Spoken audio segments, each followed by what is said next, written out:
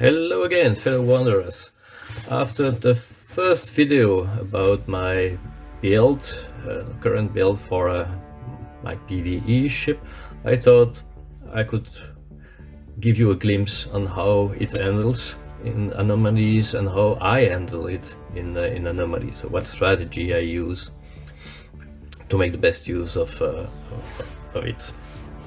So first thing when you autopilot to your mission, never ever accept to auto warp to the final destination. So when you go out of the warp gate in the system, you just cancel the proposal to get the auto warp to the system. Then you go into your menu, you select the cosmic anomaly, you select your encounters, you push and hold on the warp button, and you select the distance at which you want to arrive for the anomaly.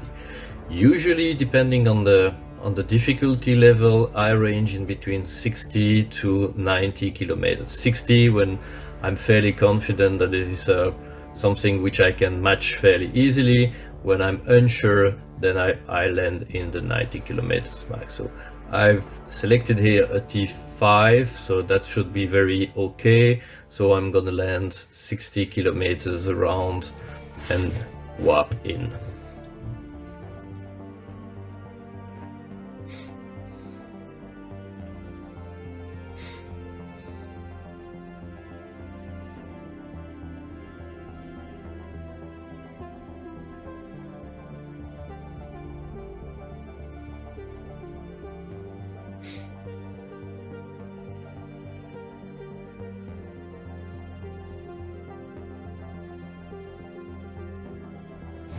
Now here I come, and you see the three ships that will make up the first wave.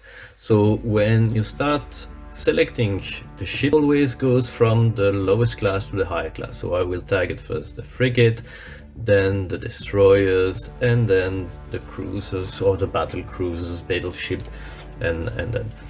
The important thing is that you need to look at what distance and what time it will take for those ships to close. So here I see that the corvette is the fastest, so I'm gonna orbit and set something which is in the high range of my accuracy range. So we're seeing 22 kilometers plus 8, so I'm gonna orbit at 28 and start moving toward my target. If you're in an anomaly where you think you will need to warp out, then select station and get the station ready for the warp out. In this case, I'm fairly confident this is a very easy task, so I'm gonna open the loot menu so that I can pick up loot as I fight.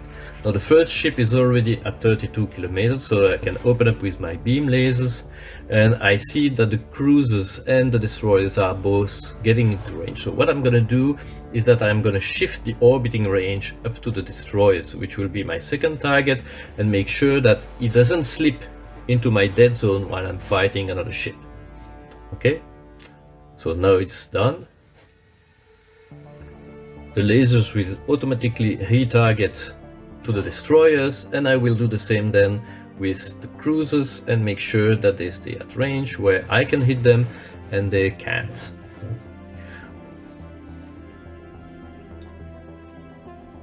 And now it's just a wait game until the destroyer is done, and I can then finish off the cruisers, and I will just have the first wave done in a nutshell.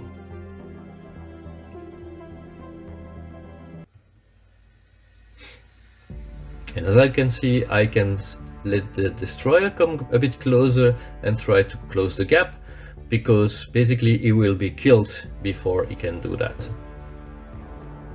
What is important is that the cruisers, which is my next target, remain in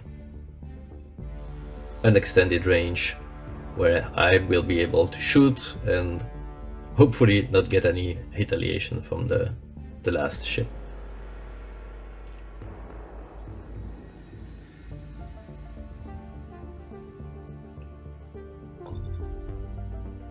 As you can see, it can hit me, but the damage on the shield is fairly low.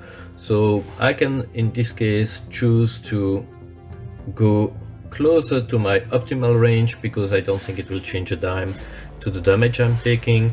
And as I reach the landmark 50% on my shields, so in between 50 to 30%, then I activate the battery pack and start actively tanking on my shield.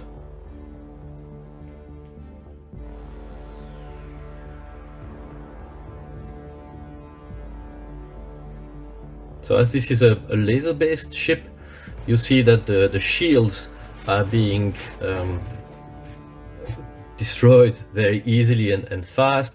Armor will take a bit more time, because lasers don't do well against armor, and when you're on the internals, it doesn't really matter what type of weapon you use, because the internal is more or less the same resistance to different damage type that you can throw at it. So now my shield is back up, so I'm letting the active tanking off so that I don't drain on the capacitor too much. And you need to be careful. Usually what I do is that when the battery boost is over, then I shut off the battery pack. Oh well, not the battery pack, the shield booster. So again, same strat. I go for the frigate, the destroyer, and then the cruiser. And I can see here my first target will be the destroyer, because that's the one which will be closest, and I can already engage him. Second one most likely will be the frigate, and so I'm already indicating that I want to have him as a next target, and I could even already start orbiting the frigate rather than the destroyer, so that it's even easier to maintain distance and make sure that I don't get overwhelmed with the fast ship. Destroyer nearly done. Voila. And now we move to the frigate, and so I will start orbiting the last cruisers in the first wave. Again, simply so that I don't get caught and swarmed at very close range while I'm trying to defeat. Okay, so what happened here is a mishap on my hand, but it's good because then I can show you. So because I choose to orbit the cruiser before my laser actually targets the frigate, they all went, and so I need to now focus fire on the frigate again, so that the lasers will hit them, and then once your weapon are engaged on a target, then you can orbit the next one. Slight mistake on my hand, but I think it will help you understand as well what you want and what you need here.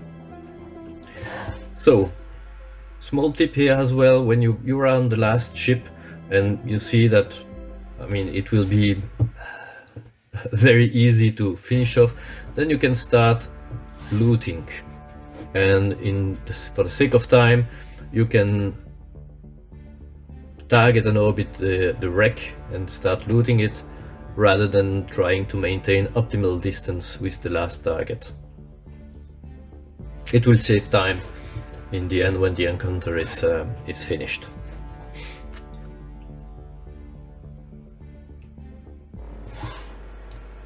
I will be finishing off the last target, and we should have the final wave.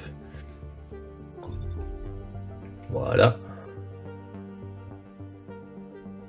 Final wave, rinse and repeat, targeting the frigate, the destroyers, and then the two cruisers. Okay, here we have something in between the destroyer and the frigate, so I'm gonna orbit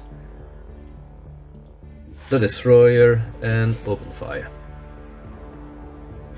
And unfortunately I was not able to loot before the wave was on me, sometimes it's a bit more friendly and you have like 50 or 60 kilometers in between. So here I need to pay careful attention because I have a cruiser which, well, both cruisers actually slipping in. So what I'm gonna do is basically target the frigate as my next opportunity, and once the frigate will be fully engaged with my lasers, then I will start orbiting the cruiser. Voilà. Orbit and select the range again, which is good for my lasers and potentially not so good for the weapon. Shields in between 30 to 50, so I start again restoring them using the battery pack.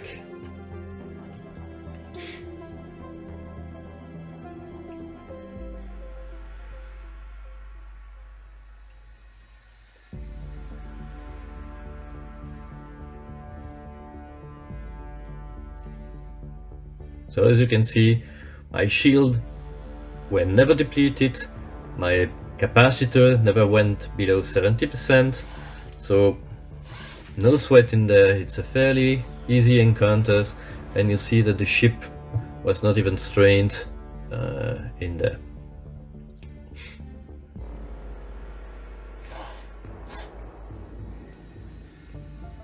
Again, I'm gonna start orbiting the last target as I move in. 24, that's good, because the first cruiser is already on the internal, so it's a matter of maybe 4 shots before I potentially have another wreck to loot.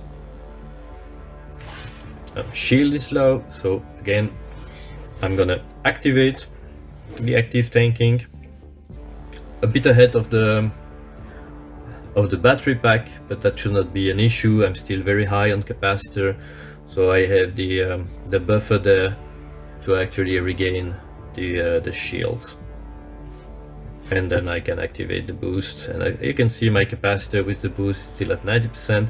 Shield are raising again, so it's fairly easy, and I'm gonna go loot that cruiser wreck which is nagging me since a couple of minutes, and hopefully I get some good loot.